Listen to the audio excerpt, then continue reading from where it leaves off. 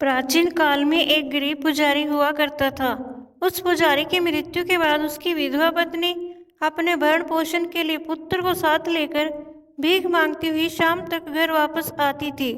एक दिन उसकी मुलाकात विदर्भ देश के राजकुमार से हुई, जो कि अपने पिता की मृत्यु के बाद दर दर भटकने लगा था। उसकी यह हालत पुजारी की पत्नी से देखी नहीं गई। वह उस राजकुमार को अपने साथ अपने घर ले आई और पुत्र जैसा रखने लगी। एक दिन पुजारी की पत्नी अपने साथ दोनों पुत्रों को शांडिल्य ऋषि के आश्रम ले गई। वहां उसने ऋषि से शिव जी के प्रदोष व्रत की कथा एवं विधि सुनी तथा घर जाकर अब वह भी प्रदोष व्रत करने लगी। एक बार दोनों बालक वन में घूम रहे थे। उनमें से पुजारी का बेटा तो घर लौट गया, परंतु राजकुमार वन में ही रह गया। उस राजकुमार ने गंधर्व कन्याओं को क्रीड़ा करते हुए देखा तो उनसे बात करने लगा। उस कन्या का नाम अंशुमति था। उस दिन वह राजकुमार घर देरी से लौटा। राजकुमार दूसरे दिन फिर से उसी जगह पहुंचा जहां अंशुमति अपने माता पिता से बात कर रही थी। तभी अंशुमति के माता पिता ने उस राजकुमार को पहचान लिया तथा उससे कहा कि आप तो विदर्भ नगर के राजकुमार हो ना, आपका नाम धर्मगुप्त है। अंशुमति के माता पिता को वह राजकुमार पसंद आया और उन्होंने कहा कि शिवजी की कृपा से हम अपनी पुत्री का विवाह आपसे करना चाहते हैं। क्या आप इस विवाह के लिए तैयार हैं? राजकुमार ने अपनी स्वीकृति दे दी तो उन दोनों का विवाह संपन्न हुआ। बाद में राजकुमार ने गंधर्व की विशाल सेना के साथ विदर्भ पर हमला किया और घमासान युद्ध कर विजय प्राप्त की तथा पत्नी के साथ राज्य करने लगा। वहां उस महल में वह पुजारी की पत्नी और पुत्र को आदर के साथ ले आया तथा साथ रखने लगा। पुजारी की पत्नी तथा पुत्र के सभी दुख व दरिद्रता दूर हो गई और वे सुख से अपना जीवन व्यतीत करने लगे। एक दिन अंशुमति ने राजकुमार से इन सभी बातों के पीछे का कारण और रहस्य पूछा। तब राजकुमार ने अंशुमति को अपने जीवन की पूरी बात बताई और साथ ही प्रदोष व्रत का महत्व और व्रत से प्राप्त फल से भी अवगत कराया। उसी दिन से प्रदोष व्रत की प्रतिष्ठा व महत्व बढ़ गया तथा मान्यता अनुसार लोग यह व्रत करने लगे। कई जगहों पर अपनी श्रद्धा के अनुसार स्त्री पुरुष दोनों ही यह व्रत करते हैं। इस व्रत को करने से मनुष्य के सभी कष्ट और पाप नष्ट होते हैं एवं मनुष्य को अभीष्ट की प्राप्ति होती है। प्रदोष को प्रदोष कहने के पीछे एक कथा जुड़ी हुई है। संक्षेप में यह है कि चंद्र को क्षय रोग था, जिसके चलते उन्हें मृत्यु तुल्य कष्ट हो रहा था। भगवान शिव ने उस दोष का निवारण कर उन्हें त्रयोदशी के दिन पुनः जीवन प्रदान किया।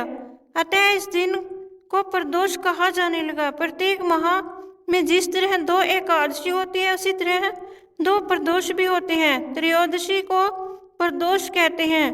प्रदोष काल में उपवास में सिर्फ हरे मूंग का सेवन करना चाहिए, क्योंकि हरा मूंग पृथ्वी तत्व है और मंदाकिनी को शांत रखता है। प्रदोष व्रत फल हर महीने की दोनों पक्षों की त्रयोदशी तिथि को प्रदोष व्रत रखा जाता है। अलग अलग दिन पड़ने वाले प्रदोष की महिमा अलग अलग होती है।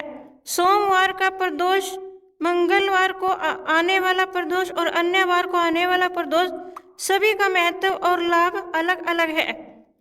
रविवार, जो प्रदोष रविवार के दिन पड़ते हैं उसे भानु प्रदोष या रवि प्रदोष कहते हैं।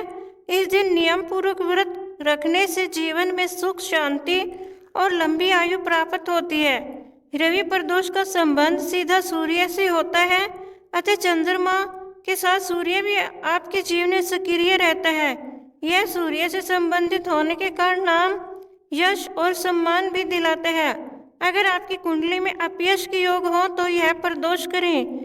रवि प्रदोष रखने से सूर्य संबंधी सभी परेशानियां दूर हो जाती हैं।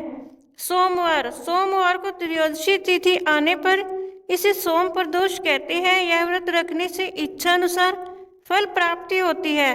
जिसका चंद्र खराब असर दे रहा है उनको तो यह प्रदोष जरूर नियम पूर्वक रखना चाहिए, जिससे जीवन में शांति बनी रहेगी।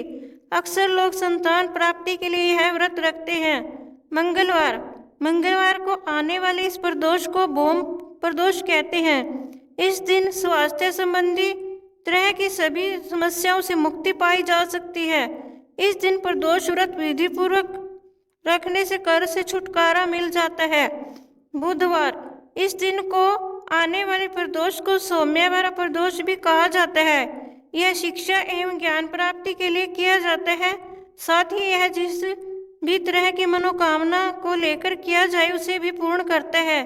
यदि आप में इष्ट प्राप्ति की इच्छा है तो यह प्रदोष जरूर रखें। गुरुवार, इसे गुरुवार प्रदोष कहते हैं। इससे आपका बृहस्पति ग्रह शुभ प्रभाव तो देता ही है, साथ ही इसे करने से पितरों का आशीर्वाद भी प्राप्त होता है। अक्सर यह प्रदोष शत्रु एवं खतरों के विनाश के लिए किया जाता है। यह हर तरह की सफलता के लिए भी रखा जाता है। शुक्रवार, इसे भृगुवार प्रदोष कहा जाता है। जीवन में सौभाग्य की वृद्धि हेतु यह प्रदोष किया जाता है। सौभाग्य है तो धन और संपदा स्वतः ही मिल जाती है। इससे जीवन में हर कार्य में सफलता भी मिलती है। शनिवार, शनि प्रदोष से पुत्र की प्राप्ति होती है। अक्सर लोग इसे हर तरह की मनोकामना के लिए और नौकरी में पदोन्नति की प्राप्ति के लिए करते हैं। रवि प्रदोष, सोम प्रदोष व शनि प्रदोष के व्रत को पूर्ण करने से अतिशीघ्र कार्य सिद्धि होकर अभिष्ट फल की प्राप्ति होती है। सर्व कार्य सिद्धि है तो शास्त्रों में कहा गया है कि यदि कोई भी 11 अथवा 1 वर्ष की समस्त त्रयोदशी के व्रत करता है तो उसकी समस्त मनोकामनाएं अवश्य और शीघ्रता से पूर्ण होती हैं।